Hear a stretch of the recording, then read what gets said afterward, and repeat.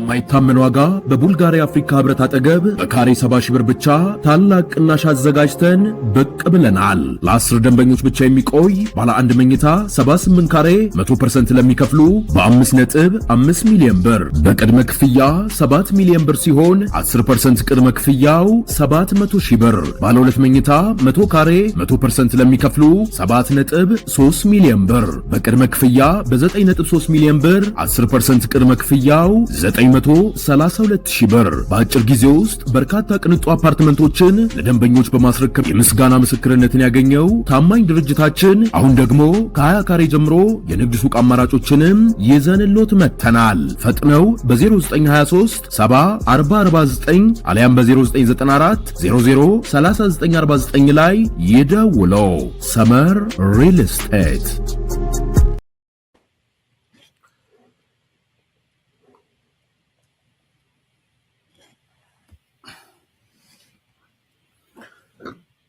ሁለት 190 ሺህ በአየር በየብስ ምን ያህል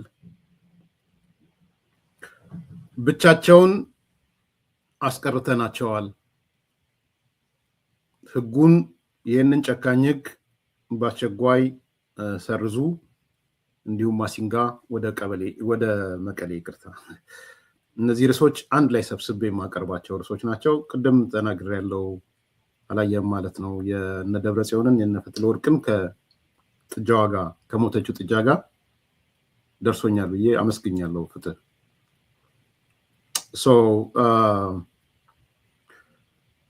ያው አንዱ ርዕስ ደግሞ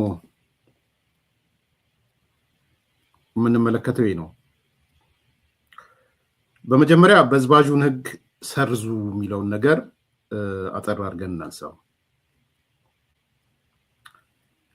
የሰብአዊ መብት ተሟጋች ነኝ የሚለው ሂውማን ራይት ዋች የዓለም አቀፍ የሰብአዊ መብት ተሟጋቹ ሰኔ 16 2018 ባወጣው መግለጫ ህወሓት ያዘጋጀውን ይህንን ህግ ወይም አዋጅ እንበለው በዝባዥ ህግ ብሎታል። ይህንን በዝባዥ ህግ በአስቸኳይ ሰርዙ ብሏቸዋል።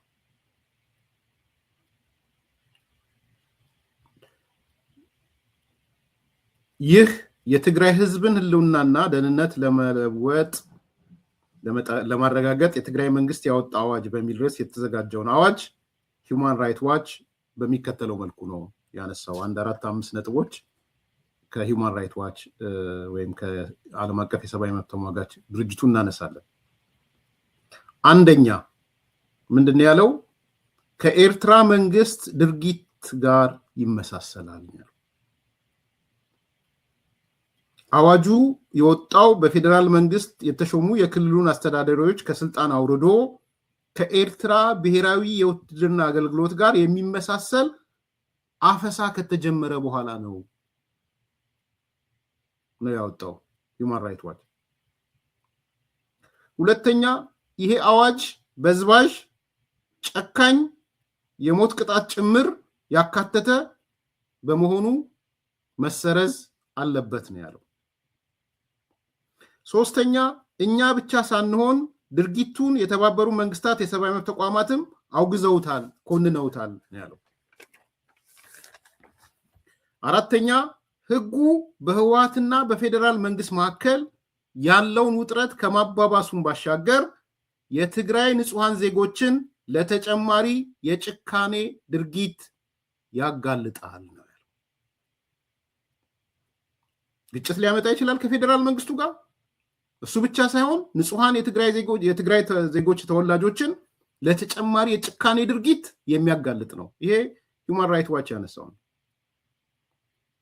አምስተኛ የፕሪቶሪያን ስምምነት ያስተባበሩ ወገኖች ማለትም የአፍሪካ ህብረት፣ አሜሪካ፣ የአውሮፓ ህብረት፣ ኬንያ እና ደቡብ አፍሪካ ይህንን የትግራይ መሪዎች የግዳጅ ወታደራዊ ምልመላና ከኤርትራ ብሔራዊ ውትድርና አገልግሎት ጋር የመመሳሰል በዝባዥ ህግ ህወሓት እንዲሰርዝ በይፋ እንዲጠይቁ ጥሪ እናቀርባለን ይላል። የሚመለከታቸው ሌሎች መንግስታትም እገዛ ያድርጉ ብሏል። ስለዚህ ሂውማን ራይት ዋች በአንድ በኩል አውሮፓ ህብረትን፣ አሜሪካን፣ አፍሪካ ህብረትን፣ ኬንያን፣ ደቡብ አፍሪካን በአጠቃላይ ይሄ አደገኛ አዋጅ እየመጣ ነው አስከልክሉ የሚል መግለጫ ነው ያወጣው። ስድስተኛ በተግባር ይላል። በአሁን ሰዓት በትግራይ ያለው ቤት ለቤት ለመሄድ የጅምላ እስር፣ የጅምላ አፈና አለ፣ አፈሳ አለ። በህዝቡ ውስጥ አለመረጋጋት የሚፈጥር ሽሽት፣ ስደት ተንሰራፍቷል ነው ያለው። ዜጎች እየሸሹ ነው፣ እየተሰደዱ ነው፣ በፍርሃት ውስጥ ነው ያሉት። ቤት ለቤት በመሄድ የጅምላ አፈሳና ካፈሳ የሚያመልጡትን ደግሞ የማሰር ተግባር እየተፈጸመ ነው ብሏል። ይሄ እንግዲህ የሂውማን ራይት ዋች መግለጫ ዓለም አቀፍ ተቋም ነው። ለፖሊሲ ሜከሮች የሚገባ ነው። አንደኛው ገጽታ ይሄ ነው። መልስ እስካሁን የቲፒኤልኤፍ በዚህ ጉዳይ ላይ የሰጠው መልስ አልሰማውም። ይሄ እንዳለ ሆኖ ሌላው ደግሞ ቀረርቶ ነው። በሌላ በኩል ቀረርቶ ዛሬም ቀጥሏል። ፉከራና ቀረርቶ አብሮ ቀጥሏል። ብቻቸውን አስቀርተናቸዋል ተብሏል። ዛሬ ደግሞ የህወሓት ጀነራሎች እና ወታደራዊ መኮንኖች የሚያሰሙት ዛቻና ፉከራ ተጠናክሮ ቀጥሏል። በዛሬው ዕለት አንዱ የተሰማው ፉከራና ቀረርቶ አንዱ የህወሓት የተለመደ የህወሓት ጀነራል ዮሐንስ ወልደ ጊዮርጊስ ወይም ጆን መዲድ የሚባለው ዋይን ሚዲያ ከሚባል ሚዲያ ላይ ቀርቦ ቀረርቶውንም ፉከራውንም አሰምቷል። ምንድን ያለው? ባጭሩ ቶሎ ቶሎ ለመናገር ዮሐንስ ወልደ ጊዮርጊስ ወይም ጆን መዲድ ጠላታችንን ብቻውን አስቀርተነዋል ነው ያለው። በአራት አቅጣጫ ከበባ ፈጽሞብን የነበረውን ጠላት አሰላለፉን በመበጣጠስ ብልጽግናን ብቻውን አስቀርተነዋል።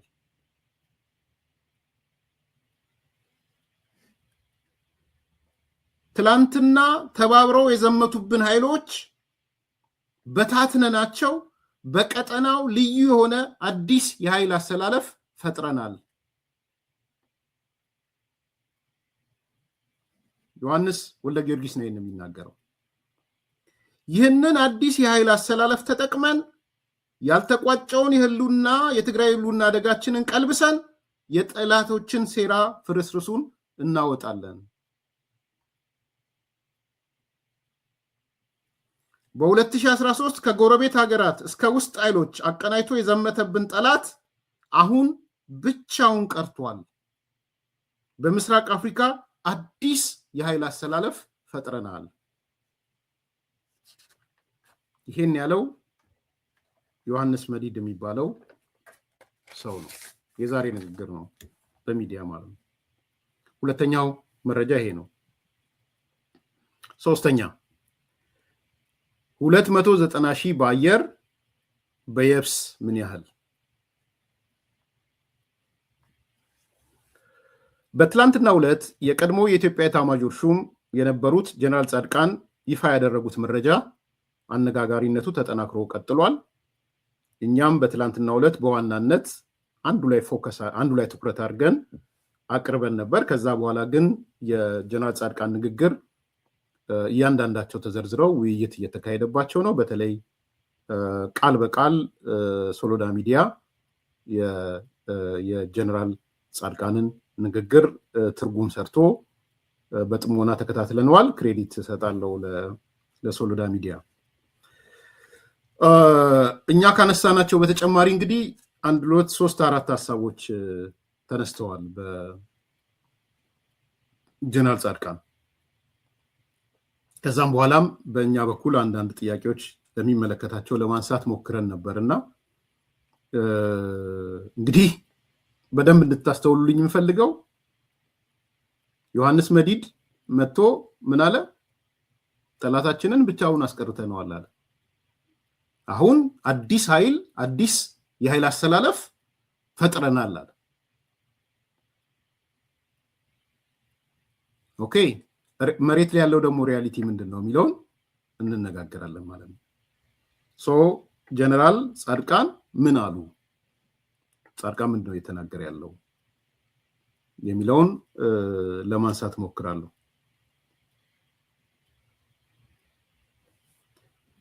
አንደኛ ጀነራል ጻድቃን ከተናገረው ውስጥ ልዩ ትኩረት የምሰጠው ማለት ነው ህወሓት ከጦርነት በኋላ ቢያንስ 3 ቦታ ተሰንጥቋል ብሏል ጻድቃን። እስቲ ተከራው እንግዲህ ምስራቅ አፍሪካን ሰበሰብን ከብዙ ኃይል ጋር የነበረውን አንድ ሆነን መጣን ነው የሚለው አይደል ዮሐንስ መዲድ። ጻድቃን ደግሞ መጣና እንኳን ልትሰበስቡ ህወሓት ራሱ 3 ቦታ ተሰነጣጥቋል።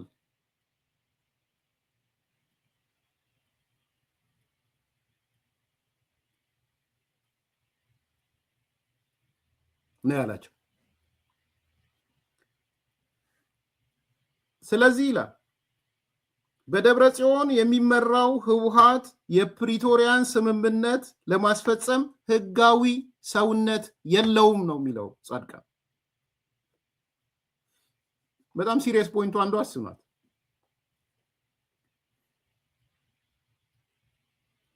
የትኛው ህወሓት የሚል ጥያቄ ማለት ነው። ከፕሪቶሪያ ስምምነት በኋላ 3 ህወሓቶች ነው ያሉት። 3 ቦታ ተሰነጣጥቋል። አንደኛው የጌታቸው ቡድን የጌታቸው ረዳ ቡድን ቁጥሩ ቀላል ያልሆነ ማለት ነው። ሁለተኛው ወለዶ ትግራይ ነው። አግዙኝ። ወለዶ ትግራይ የሚባል አንድ የህወሓት ነባር አባል የነበረ ሰንጥቆ የወጣው አካል ነው። ወለዶ ትግራይ መሰለኝ። አግዙኝ ሳሚ። ሶስተኛው የደብረ ጽዮን ቡድን ነው።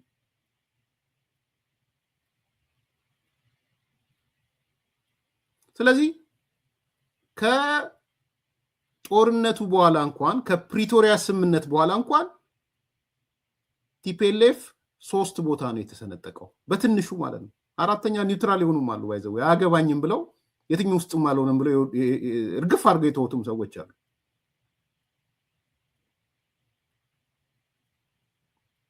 ስለዚህ የጻድቃን መከራከሪያ ስለ ፕሪቶሪያ ስምምነት የምናወራ ከሆነ ሊያገባቸው የሚችሉት 2ቱ ናቸው ቢያንስ በህግ የተመዘገቡት። አንደኛው የጌታቸው ረዳ፣ ሁለተኛው የወለዶ ትግራይ የሚባለው ማለት ነው። እነሱ ናቸው ህጋዊ እውቅናና ህጋዊ ሰውነት ያላቸው። ዮሐንስ መዲድ ይመጣና ሰበሰብ ነው ቀጠናውን ሰበሰብ ነው ይላችኋል። ሃርድኮር እኮ ቲፒኤልኤፍ በጻድቃን እምነት 3 ቦታ ተሰንጥቋል። እኔ ደግሞ 4ኛ ጨመርኩላችሁ። የራስ ጉዳይ ከዚህ በኋላ የህወሓት ፖለቲካም አይመለከተኝም ብሎ የትግራይ ፖለቲካም አይመለከተኝም ብሎ ወደ ቤቱ የገባና የተቀመጠ የትግራይ ልሂቅ በጣም ብዙ ነው። በጣም ብዙ ነው። 4ኛ እንደው እንደ እሱ ሳይበዛ ይቀራሉላችሁ ተስፋ ቆርጦ። ስለዚህ የትኛው ነው የሚለውን አሁን እንግዲህ ነጻድቃን እያነሳ ያለው ፕሪቶሪያ ስምምነት ከሆነም ከነ ጌታቸው ረዳ ጋር ከነ ወለዶ ትግራይ ጋር መነጋገር አለብን የሚል የፌዴራል መንግስቱም እሱን እያለ ነው። ሌላው ጻድቃን ያነሳው በዚህ ሰዓት የፕሪቶሪያን ስምምነት ማፍረስ ማብቂያ የሌለው ቀውስ ከመፍጠርና ትግራይን የኤርትራ መንግስት መጫወቻ ማድረግ ነው ብሏል። ይሄን ባለፈው አንስተነዋል። ሶስተኛው ጻድቃን ያነሳው በአሁን ሰዓት በትግራይ ውስጥ ህወሓት ያወጣው አዋጅ አንድ ስርዓት ወደ ፋሺስታዊ ስርዓት ሲሸጋገር የሚያወጣው አዋጅ ነው። ይህን ትላንት በደንብ አንስተነዋል። የሞተች ጥጃን አንስተናል። ህወሓት ማለት የሞተች ጥጃ ነው። የሞተች ጥጃ ማሳያ ነው። ይሄ የሞተች ጥጃ ማሳያ ወደ ፋሺዝም ስርዓት ካልሄደ በስተቀር እንደዚህ አይነት አዋጅ አያወጣም ነው ያለው። በጣም ያበሳጫቸው በእያንዳንዱ ቦታ ላይ ጻድቃንን ዛሬ ገልብጠው ነው ፊቱን ገልብጠው ነው ሲያወሩ ነበር። ፋሺስት አለን፣ የፋሺስት ስርዓት አለን፣ ህዝቡንም ነው የሰደበው። አሁን የለመዷት ነገር ደግሞ አለ። ልክ የሆነ ነገር ሲባል ህዝቡ ስርዓቱን ነው ፋሽስት ያለው። እንዲህ አይነት አዋጅ ሊያወጣ የሚችል የፋሽስት ስርዓት ነው። አዋጁን ካወጣችሁ የፋሽስት ስርዓት ናችሁ ነው ያለው ጻድቃን። ስለ ህዝብ ምንም ያነሳው ነገር የለም። እንደውም በፋሽዝም ውስጥ ያለ ህዝብ መከረኛ ህዝብ ነው። ያ ህዝብ የሞተ ጥጃ ቆማ ወተቱ የሚታለብ ላም ነው የትግራይ ህዝብ። ስለዚህ ይሄ ፈጽሞ ያበሳጫቸው ነው። አራተኛው እና ዛሬ እንደ ርዕስ የሚወሰድኩት ይህ ከሻዕቢያ የተቀዳ አዋጅ በመስጋት ጦርነት እየመጣ ነው በሚል ፍራቻና ስጋት አልዋጋም፣ ጦርነት አልገባም በሚል በአየር መንገድ ብቻ 290,000 በላይ የሚሆኑ የትግራይ ተወላጆች ትግራይን ለቀው ወጥተዋል። ውሸት ነው ብሎ አላስተባበሉም። በነገራችን ላይ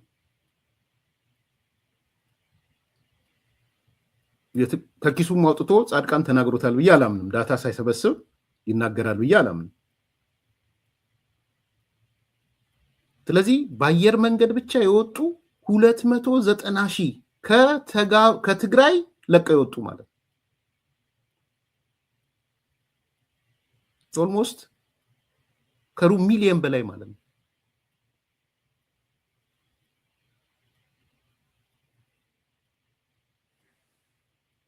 እና ብዙዎችም እንደተናገሩት ከትግራይ ለቀው ይወጣሉ እንጂ ወደ ትግራይ የሚመለስ ሰው የለም። ኢቭን የኢትዮጵያ አየር መንገድ ወደ ትግራይ ሲሄድ ባዶ አይሮፕላን ነው ይዞ የሚሄደው።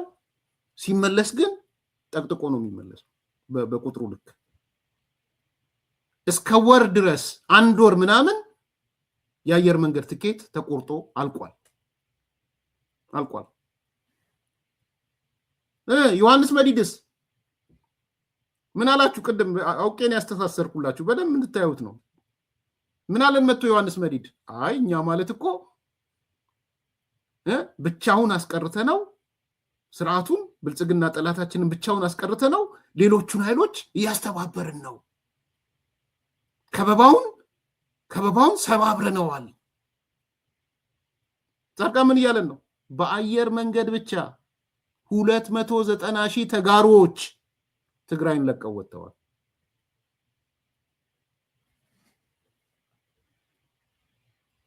ከዛ ነው ያረኩት ምንድነው አንዳንድ ቦታ ላይ ለመጠየቅ ሞከርኩ። ኢፍ ኢት ኢዝ በአየር መንገድ ደረጃ እንደዚህ ከወጡ በየብስስ ምን ያህል ሊወጡ ይችላሉ የሚል አነሳውላቸው። ኦን ዘ አቨሬጅ 4 እጥፍ ነው የወጡት። በነገራችን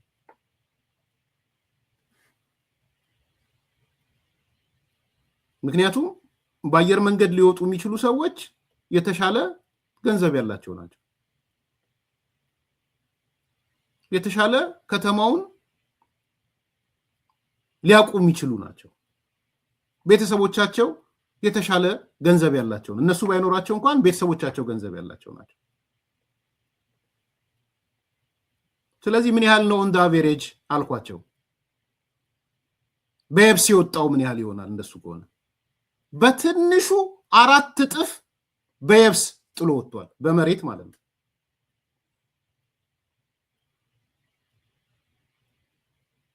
ስንት ነው አባዙት? 390,000 ሲባዛ በ4 ማለት ነው። ሶሪ 290,000 ሲባዛ በ4 ማለት ነው። በትንሹ እኮ ነው እያልኳችሁ ያለው። 4 እጥፍ ማለት አሰምሽኑ ነው። ስለዚህ ኦልሞስት 300,000 ብላችሁ ብታስቡት በ4 ብታባዙት 1.2 ሚሊዮን በእግሩ ወጥቷል፣ በየብስ ወጥቷል። በመኪና በምናምን በእግሩ በተለያየ ትራንስፖርት መንገድ ጥሎ ወጥቷል።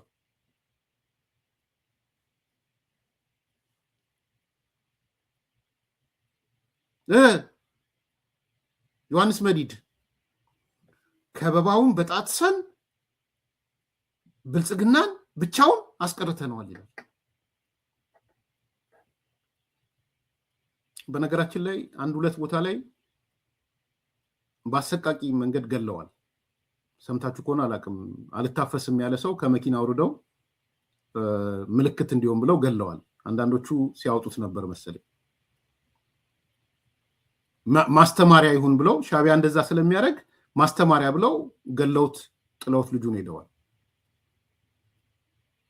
አልታፈስም ያለና እንትን ያለ። ሁለተኛ መኪኖችን አግተው ይሄ ወደ መሀል ከተማ ወደ ኢትዮጵያ ወደ ከትግራይ የሚወጣውን አግተው ወደ 4-5 መኪና አፍሰው ወስደዋቸዋል። ይሄን ያልሰማችሁ ሰዎች ካላችሁ ማለት ነው። ዮሐንስ መዲድስ ወጥቶ ከበባውን ሰብረን ጠላቶችን እንትን ብለን ጽምዶ ፈጥረናል ይላችኋል። እና እግዚአብሔር ያሳያችሁ 290,000 ሰው በአየር ከወጣ 4 እጥፍ ኦን ዘ አቨሬጅ ከሆነ በድምሩ ከ1.2 ሚሊዮን በላይ ተጋሮች ለቀው ትግራይን ወጥተዋል።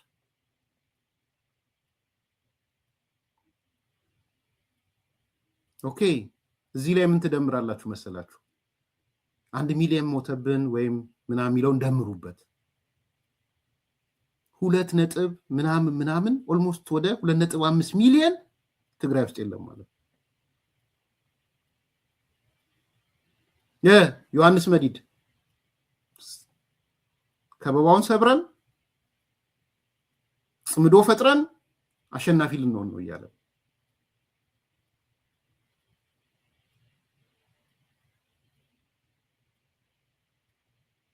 እንግዲህ 1 ሚሊዮን ከሞተ እነሱ እንዳሉት 1.2 ሚሊዮን ከትግራይ ለቆ ከወጣ ያውም ደግሞ መውጣት የሚችል አቅም ያለውና ወጣት ነው በብዛት ደምሩት 2.2 ሚሊዮን ነው።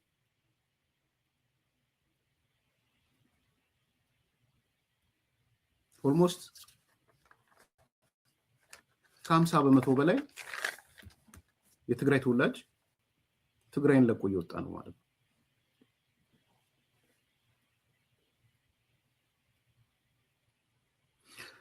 አይገርምም? አይደንቅም? እንዲም ሆኖ ይፎክራሉ።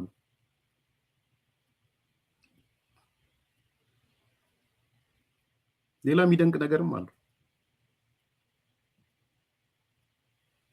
ተጋሩ ሸሸ የሚባለው የጠላት የተባለው አካል መናኸሪያ ወደ ሆነችው ማዕከል ወደ ሆነችው አዲስ አበባ ነው የሸሻለው።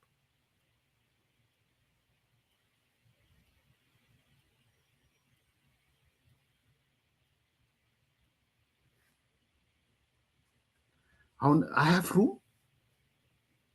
የጠላት ከተማ የጠላት እንደዚህ ምናምን እያሉ የትግራይ ልጆች የትግራይ ወጣቶች ወደ ሀገራቸው ወደ አዲስ አበባ ነው። እኔ ሁሌም ነው የምናገረው፣ ይሄን ስለሚገርመኝም ነው የምናገረው፣ እንደሚናደዱም ስለማቅ ነው የምናገረው። እኔ የትግራይ ወጣቶች ወደ አስመራ ቢሄዱ ኖሮ አልናገርም። ምናልባት እይታይም ሌላ ቨርሽን ይኖረው ነበር። እዚህ ለመከራከሪያ የሚመጣው ነገርም ሌላ ምልከታ ነበር የሚኖረኝ።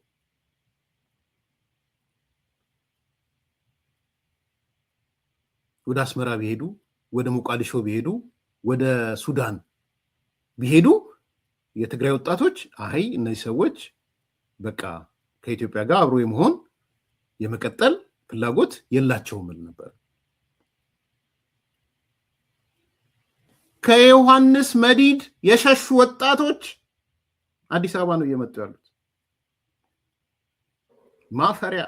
ማፈሪያዎች እኮ ናቸው እናንተ። እስቲ ውሸት ነው በል እናውጣ።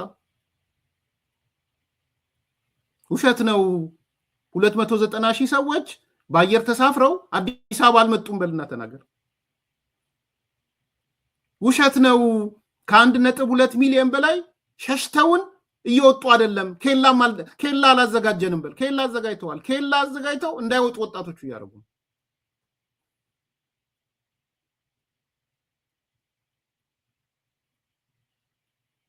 ዛሬ የምሰማው ያለኝ መረጃም ከአዲስ አበባ አልፎ የትግራይ ልጆች አዳማ ነው ያሉት። ከአዳማ አልፈው ጅማ ነው ያሉት። ከጅማ አልፈው ወለጋ ድረስ አሉ። ሐዋሳ አሉ፣ አርባ ምንጭ አሉ፣ ድሬዳዋ አሉ። አሁን አዲሶቹ ገና አሁን የመጡት ነው የምነግራችሁ። ቁጥሩ ቀላል ያልሆነው በዚህ የቢሾፍቱ አየር መንገድ ስራው ላይ በሹፌርነት በምናምን ተቀጥረው እየሰሩ ታጋ እንትን የነበሩ ቲዲኤፍ የነበሩ አካላት ሹፌር ሆነው እየሰሩ ነው። አሁን የአየር መንገዱ የቢሾፍቱ ፕሮጀክት ላይ ማፈሪያዎች እኮ ናቸው። አንተስ አይ ከበባውን ሰብረን ጽምዶ ፈጥረናል። ከማጋ ከፋኖ ጋር ከሻቢያ ጋር ከሱዳን ጋር ዮሐንስ መዲድ እሱ ነው እያወራ ያለው። የተጋሩ ልጆች ግን አገራችን ብለው አዲስ አበባ፣ አገራችን ብለው አዳማ፣ አገራችን ብለው ቢሾፍቱ፣ አገራችን ብለው ጅጅጋ፣ አገራችን ብለው ድሬዳዋ፣ ሐረር፣ ጅማ፣ አርባ ምንጭ፣ ሐዋሳ ዛሬ ያሉት እዚህ ኤሪያ ነው። ስራ ያለበት ቦታ ሁሉ አሉ። የትግራይ ልጆች ስራ አለ፣ የሚሰራ ስራ አለ የተባለበት አሉ። ጠመንጃቸውን ጥለው በነገራችን ላይ ቲዲኤፍ የነበሩ ቲዲኤፍ የምትሏቸው እናንተ ትግራይ ዲፌንስ ፎርስ ያላችኋቸው ትተው እርግፍ አድርገው ቤተሰብ መስርተው ሹፌር ሆነው መሐንዲስ ሆነው የሆነ ነገር ሆነው እየሰሩ ነው ያሉት። አንተ ጨፍር እዛ ከበባን ሰብረን ምናምኑን ሰብረን እያልክ ታወራለህ።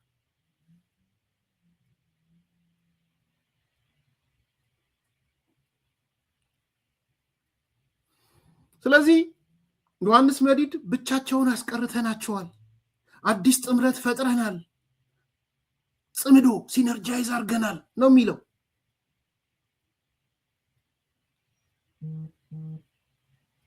አዳምጥ። ሲነርጂ ሁሉ አንድ ጥሩ ነው ማለት አይደለም። ስለ ሲነርጂ ደግሞ አውቀህ ተናገር። ጥምዶ አንድ ውህድ የፈጠርነው በጋራ የተባበረ ኃይል እንዴ! አንዳንዴ ኮንሴፕት ኦፍ ሲነርጂ ቢያንስ 3 ትርጉም አለ። 3 አይነት በትንሹ ፖዚቲቭ ሲነርጂ አለ፣ ኔጌቲቭ ሲነርጂ አለ፣ ምንም አይነት ሲነርጂ የሌለው ነገር አለ። የግዴታ ስለተጣመራችሁ በደንብ እዚህ ጋር ቴዎሬቲካሊ በደንብ ተረዱት።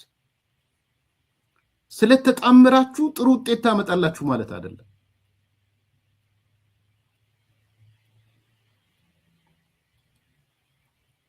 አንዳንድ ጊዜ መጣመር አሉታዊ ውጤት ሊያመጣ ይችላል። አሁን ተመልከቱ፣ ሻቢያ ከህወሓት ጋር ተጣምሮ ፖዚቲቭ ሲነርጂ ይፈጥራል። ይቻላል ፖዚቲቭ ሲነርጂ መፍጠር። የሁለቱ ድምር ውጤት የተሻለ ነገር ያመጣል። ማርካፕ የምታደርግ የተለየች አንድ ሲደመር አንድ 3 የሚሆንበት ነገር አለው። እንኳን አንድ ሲደመር አንድ 3 ሊሆን ቀርቶ አንድ ሲደመር አንድ 2ም ላይሆን ይችላል። ከ2 በታችም ሊሆን ኔጌቲቭ ሲነርጂ የሚባል ማለት በጣም ጥንቃቄ ማድረግ ሲነርጂ ላይ በደንብ እኔ ሌላ ጊዜም በደንብ አነሳላችኋለሁ። በጣም ከተማርኳቸው አንዱ ሳብጀክት ማተር ሲነርጂ ነው የተማርኩት። እንደ ሳብጀክት ማተር ፔፐርም ጽፌበታል፣ አቅርቤ ያለው ቪዥን ኢትዮጵያ ላይ ሲነርጂ የሚል ፔፐር አቅርቤ እንደነበረ ታስታውሳላችሁ። አንዳንዶቻችሁ አዲስ ያሉ ናችሁ። ሲነርጂ ኔሰሰርሊ ከሆነ አካል ጋር ስለተቀናጀህ አዎንታዊ ውጤትና የተሻለ ነገር ይዘህ ትመጣለህ ማለት አይደለም። ሁሌ አንድ ሲደመር አንድ 3 አይሆንም። ኔጌቲቭ አለ። አንድ ሲደመር አንድ ኔጌቲቭ አንድ የሚሆንበት ጊዜ አለ። ያንተን አቅምም የሚበላህ ማለት ነው። በሌላ አነጋገር ፖዚቲቭ ሲነርጂ የሚባለው ኦኬ ሊስን፣ ሲነርጂ ማለት የሁለት ነገሮች ተደምረው የሚያመጡት ውጤት ነው። በተናጠል ከምትሰራው ይልቅ ኢትዮጵያ በተናጠል ስትሰራ ተናጥላይ ስራ ይባላል። በጋራ ስትሰራ እኔ ያለው ኢትዮጵያ ካለክ ሁለታችን ማለት ነው። ሁለታችን አብረን ስንሰራ የምናመጣው ውጤት አለ። ያ ውጤት በተናጠል ከምንሰራው ተደምሮ አዎንታዊ ነገር ካመጣ ፖዚቲቭ ሲነርጂ እንለዋለን። ተደምረን ግን ያነሰ ውጤት ካመጣ ኔጌቲቭ ሲነርጂ ነው የሚሆነው። ወይም ደግሞ ምንም በቃ እንትን ቢሆን ኢኩሊብር ምንድነው ቢሆን ደግሞ ምንም ለውጥ አመጣም ማለት ነው። መጣመራችን ትርጉም አልባ ይሆናል።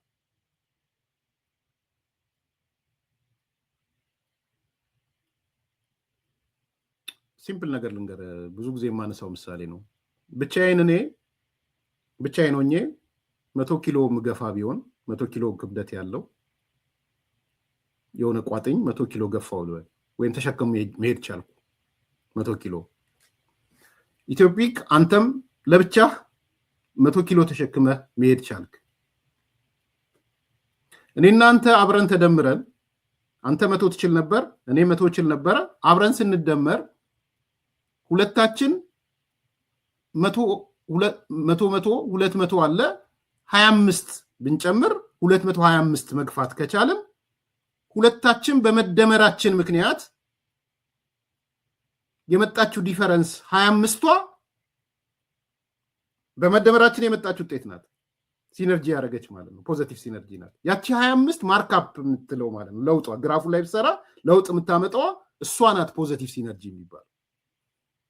አንተ ብቻ ነበር 100 የምትገፋው፣ እኔ ብቻዬን ነበር 100 የምገፋው እና አንድ አብረን እንግፋ ተባብለ ስንገፋ የመግፋት አቅማችን 225 ሆነ። 25 ጨመርም ማለት ነው። ኢት ቢካምስ ፖዚቲቭ ሲነርጂ ማለት ነው። ነገር ግን እኔ 100 እየገፋው አንተም 100 እየገፋ ሁለታችን አብረን ስንሆን 175 ብንገፋ 25 የሚሆን አቅም አጎደልን። 25 የሚሆን አቅም አጎደልን ማለት የሁለታችን መደመር ኔጌቲቭ ሲነርጂ ነው ፕሮዲዩስ ያደረገው ማለት ነው። በመደመራችን አከሰርን እንጂ አላተረፍንም። ህወሓት የከሰረ ነው፣ ሻዕቢያ የከሰረ ነው። ሲደመሩ በጣም የከሰረው ነው። በትግራይ ህዝብ ውስጥ ሻዕቢያ ያለውን ስሜት አስብ። ግድ የለም እንደው ህወሓት ፖዚቲቭ ስሜት ነው ያለው ትግራይ ውስጥ ብለን እንሰድ። እነሱ እንደሚሉት ሻዕቢያ መጥቶ ህወሓት ጋር ሲደመር የትግራይ ህዝብ ውስጥ የሚፈጠረው ስሜት ምንድን ነው? ኢዚት ፖዚቲቭ?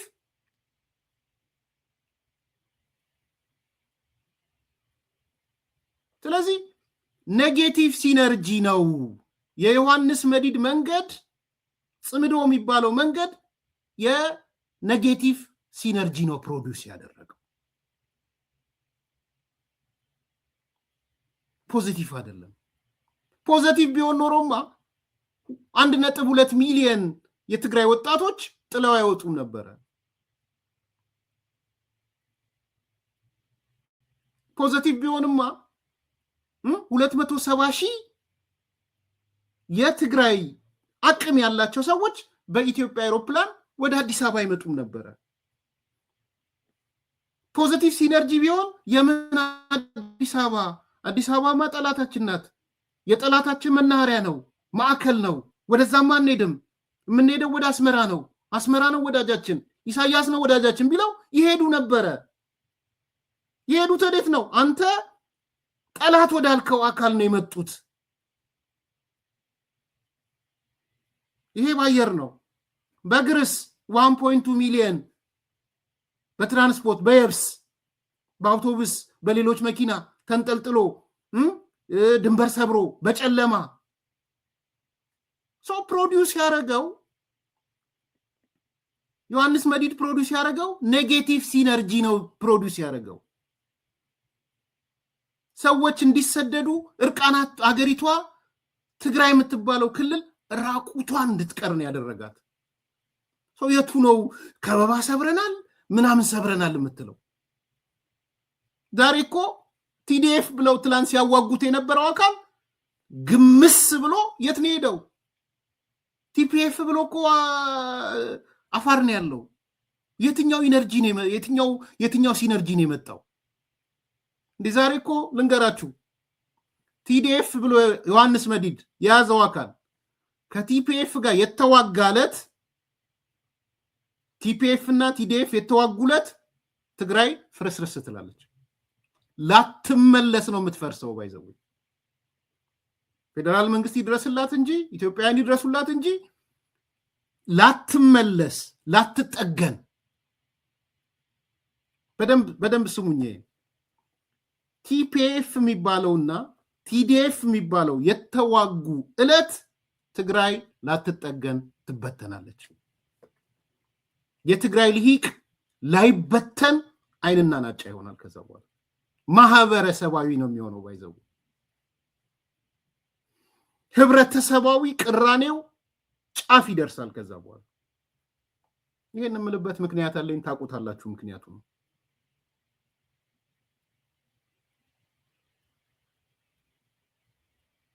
አስምሩልኝ፣ ውይይትም አድርጉበት። እንትን ላይ ቲክቶክ ላይ ኤርሚያስ ምን አለ? ሌላ መወያያ ነጥብ እየሰጧችሁ የነ ዮሐንስ መዲድ ቲዲኤፍ ከአፋር ካለው ቲፒኤፍ ጋር መዋጋት ከጀመረ ትግራይ ማህበረሰባዊ መናጋት ውስጥ ትገባለች። ላትጠገን የትግራይ ኤሊት ላይጠገን ይበተናል። ኢዝኖት መከላከያ ባይዘው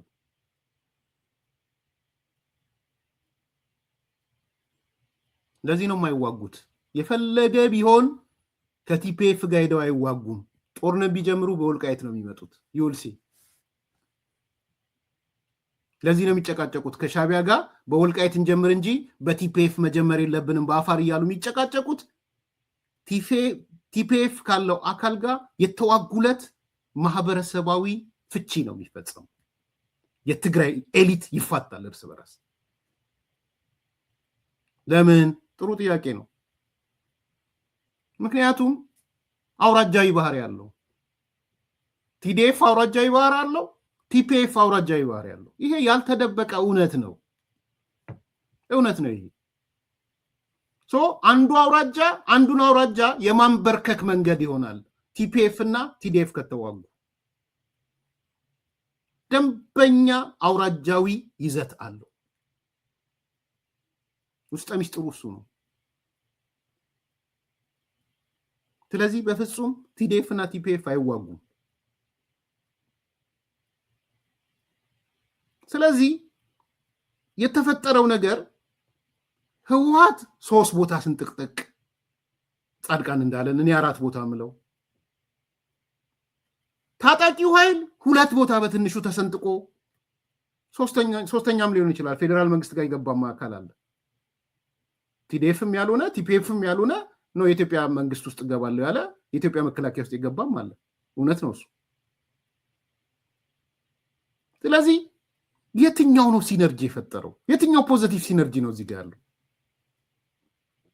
ተደምረህ የተሻለ ውጤት የቱ ጋር ነው? ተቀንሰ ዜሮ ገባህ እንጂ ኔጌቲቭ ሲነርጂ ሆንክ እንጂ።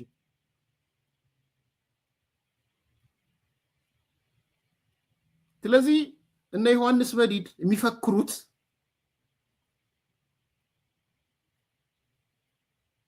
በፍጹም መሬት ላይ ካለው እውነት የተጣላ ነገር።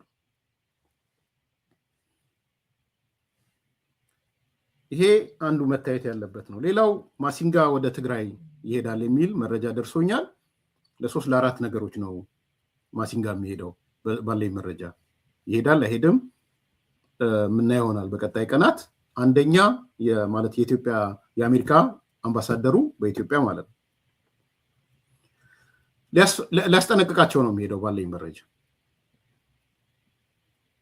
እነሱም እየጠበቁት ነው እየፈለጉት ነው። በተለይ ደብረጽዮን በጣም ተመኝቷል፣ ፈልጓል። ደብረጽዮን እርቅ ፈልጓል። በነገራችን እኔ በማላቸው ገብቼ ልከፋፍላቸው አይደለም፣ ግን he need some sort of የሆነ መውጫ መንገድ ደብረጽዮን እያሰበ ነው ከሌሎቹ በተለይ። አሁን የሚቀጠቅጡት ደብረጽዮንን በዛ ነው። ባይዘዌ አሁን ልዩ ትዕዛዝ የተሰጣቸው ደብረጽዮን እንደነጌታቸው እንዳይሆንብን እንደነ ጻድቅ ማነው ጀነራል ታደሰ ወረደ እንዳይሆንብን ብለው እየቀጠቀጡት ነው ደብረጽዮንን። መልእክት ተሰጥቷቸው እዚህ ውጭ ሀገር ያሉት የህወሓት ሚዲያዎች ሜሴጅ ተሰጥቷቸው ነው ደብረጽዮን የሚቀጠቅጡት። እና አምባሳደር አስክዶም ፍስሐ አስክዶም እነ ምናምን የሚባሉት ቀጥቅጡ ብለው ደብረጽዮን ነው እየቀጠቀጡት ያለው ትዕዛዝ ሰጥተው። ምንድነው ማሲንጋ በአንድ በኩል ጊዜ አስተዳደሩን መልሱ፣ ፕሪቶሪያን ወደ ነበረበት መልሱ፣ ያወጣችሁትን አዋጅ ቀልብሱ፣ ከአዋጁ ጋር ተያይዞ ያሰራችኋቸው ያፈናችኋቸውን ሰዎች ፍቱ፣ ልቀቁ የሚል ነገር ነው ሊያነሳላቸው የሚሄደው። አይ ቲንክ የመጨረሻው ይመስለኛል ማሲን። ከዛ በኋላ መንግስትም ብዙ ደስተኛ አይመስለኝም። ይሄ ኤምባሲዎች ምናምኖች እየተነሱ መሄድን ብዙ የሚፈቅድ አይመስለኝም ከዚህ በኋላ። አንደኛ በአጠቃላይ በዓለም ደረጃ አሜሪካን ጨምሮ የሰብአዊ መብት ተሟጋጆቹ ምኖቹ ማነው ጦርነት ለኳሽ የሚለው ገብቷል ህዝቡ ጋር አለ። አሁን የዓለም ተቋማት አውሮፓ ህብረት በሉ፣ የአሜሪካ መንግስት በሉ፣ አፍሪካ ህብረት በሉ፣ ሌላው የጦርነቱ ለኳሽ ማን ነው ግልጽ ሆኗል። በፍጹም ላይቀለበስ የሚችል ግምገማ ነው በዓለም አቀፍ ተቋማት አካባቢ ያለው። በተለይ የአሜሪካ መንግስት የወሰዳት ቆንጣጭ እርምጃ፣ ሲምቦሊክ የሆነችው እርምጃ ከዚህ በኋላ የትኛውም አይነት ጦርነት ቢነሳ ጦርነቱ የጫረውና የጦርነቱ መንስኤ እነ ደብረጽዮን ናቸው የሚል ኮንክሉዥን ላይ የሚተያዘው። ስለዚህ ምንም አይነት ሌቨሬጅ የላቸውም። ምንም አይነት የቀጠናው አማሽ፣ ተንኳሽ፣ ሽብርተኛ ተደርገው ተወስደዋል። ሲምቦሊክ ነው፣ ግለሰቦች ብቻ አይደሉም እነዚህ። ስለዚህ የኢትዮጵያ መንግስት ብዙ ከዚህ በኋላ ቻሌንጅ የሚሆንበት ነገር አይኖርም፣ እንደ በፊቱ ማለት ነው። ይሄ አንዱ ነገር ነው። ሁለተኛ እየሄዱበት ያለው መንገድ አሁን ለዓለም ህዝብ በጣም ግላጭ ወጥቷል። በጣም አደገኛ ሰዎች መሆናቸው ያወጧቸው አዋጆች፣ ወጣቶቹ ለቀው የወጡበት መንገድ፣ ስደቱ፣ ምኑ ቲፒኤልኤፍ ከመቼውም ጊዜ በላይ የተጋለጠበት ጊዜ ነው። ባይዘው እንደዚህ ዘመን ህወሓት ተጋልጦ አያውቅም። እንደዚህ ዘመን ራቁቱን ቀርቶ አያውቅም። እንደዚህ ወቅት ማለት ነው።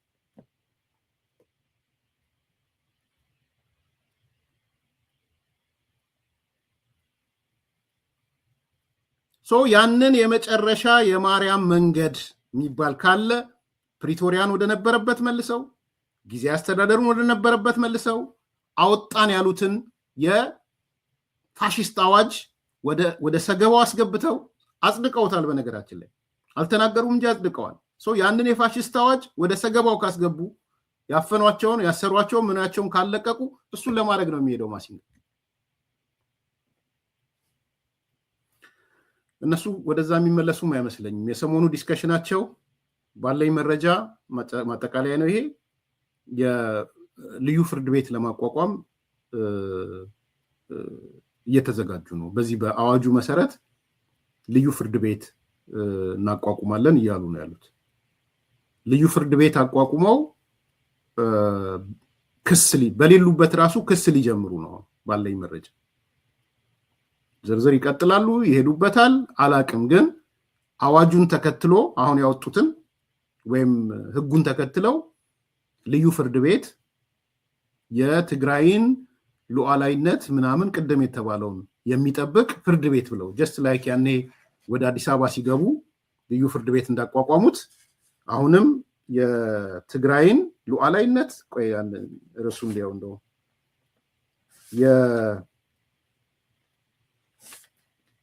የትግራይ ህዝብ ህልውናና ደህንነት ለማረጋገጥ የተዘጋጀ ፍርድ ቤት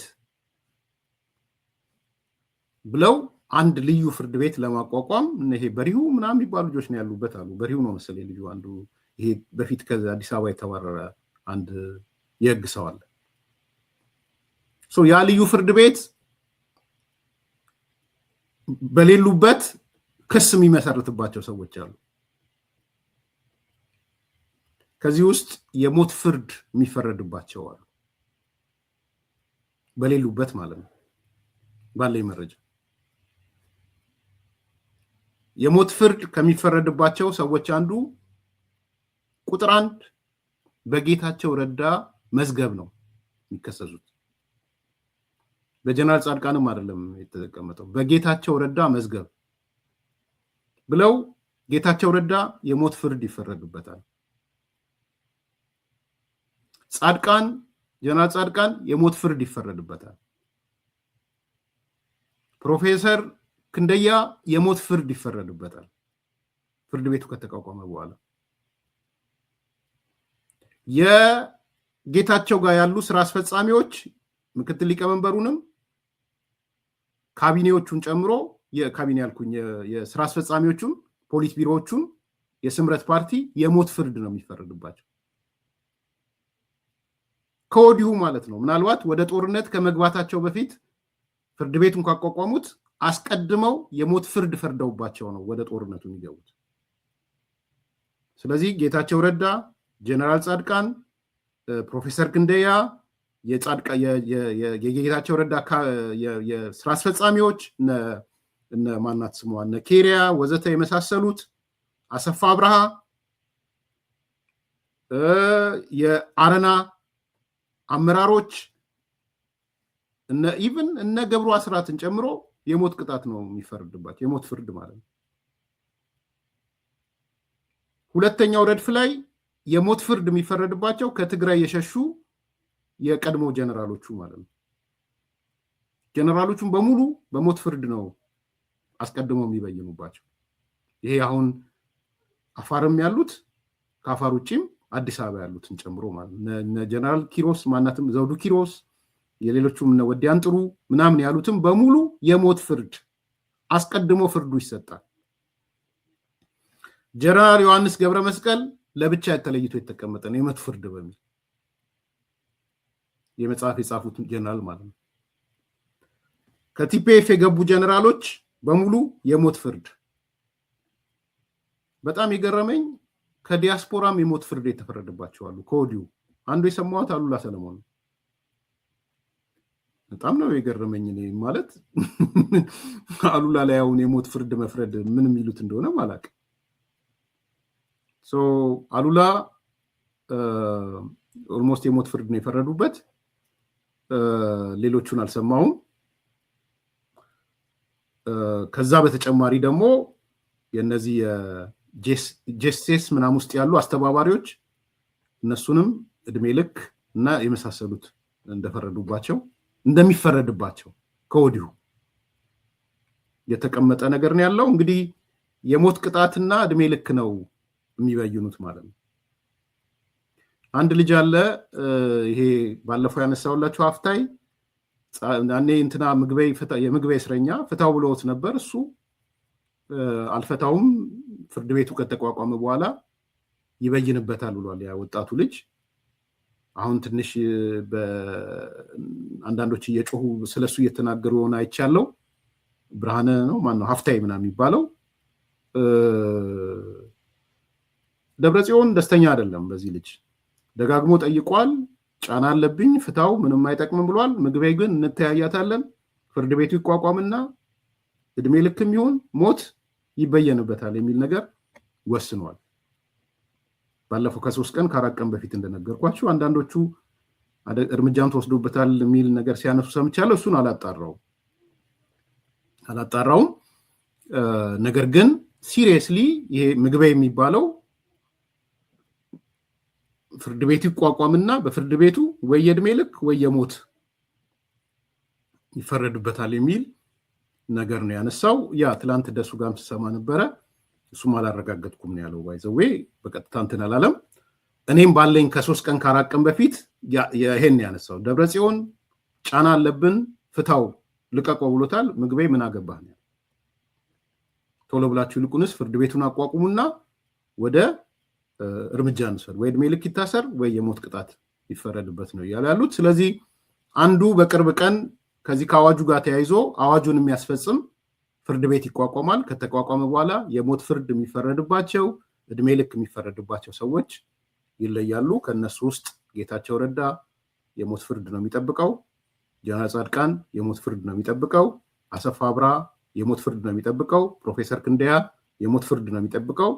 ኬሪያ የሞት ፍርድ ነው የሚጠብቀው። የአረና ስራ አስፈጻሚዎች፣ የስምረት ስራ አስፈጻሚዎች እድሜ ልክና የሞት ፍርድ ነው የሚጠብቃቸው። እነ ገብሩ አስራትን ጨምሮ ከትግራይ የሸሹ የቀድሞ የኢትዮጵያ ጀነራሎች የነበሩ አሁን ወደ አፋር ያሉ እንዲሁም ከአፋር ውጭ አዲስ አበባም ያሉ የትግራይ ጀነራሎች የሞት ፍርድ ነው የሚፈረድባቸው። እነ ጀነራል ዮሐንስ ገብረ መስቀል በልዩ ሁኔታ የሞት ፍርድ ነው የሚፈረድባቸው። እነ አሉላ ሰለሞን እሱን ነው የሰማሁት። እሱም የሞት ፍርድ እንደሚጠብቀው ነው የሰማነው። ሄደው እዚህ ደረጃ ነው የደረሱት አዲስ ኮምፓሶች። ግን ዮሐንስ መዲድ ይመጣና ተጠናክረን ወተን ጠላትን ከበነው ምናምን ይሏቸዋል። እርስ በራስ እንግዲህ የአንድ ማህበረሰብ ሰው የሞት ፍርድ ፈርደው ማለት። ላይክ አድርጉ፣ ሰብስክራይብ አድርጉ፣ ሼር አድርጉ። መልካም በማይታመን ዋጋ በቡልጋሪያ አፍሪካ ህብረት አጠገብ በካሬ 70 ሺህ ብር ብቻ ታላቅ ቅናሽ አዘጋጅተን ብቅ ብለናል። ለ10 ደንበኞች ብቻ የሚቆይ ባለ አንድ መኝታ 78 ካሬ 100% ለሚከፍሉ በ5.5 ሚሊዮን ብር በቅድመ ክፍያ 7 ሚሊዮን ብር ሲሆን 10% ቅድመ ክፍያው 700 ሺህ ብር። ባለ ሁለት መኝታ 100 ካሬ 100% ለሚከፍሉ 7.3 ሚሊዮን ብር በቅድመ ክፍያ በ9.3 ሚሊዮን ብር 10% ቅድመ ክፍያው 932 ሺህ ብር። በአጭር ጊዜ ውስጥ በርካታ ቅንጡ አፓርትመንቶችን ለደንበኞች በማስረከብ የምስጋና ምስክርነትን ያገኘው ታማኝ ድርጅታችን አሁን ደግሞ ከ20 ካሬ ጀምሮ የንግድ ሱቅ አማራጮችንም ይዘንሎት መጥተናል። ፈጥነው በ0923 70 አሊያም በ0994 003949 ላይ ይደውለው። ሰመር ሪል ስቴት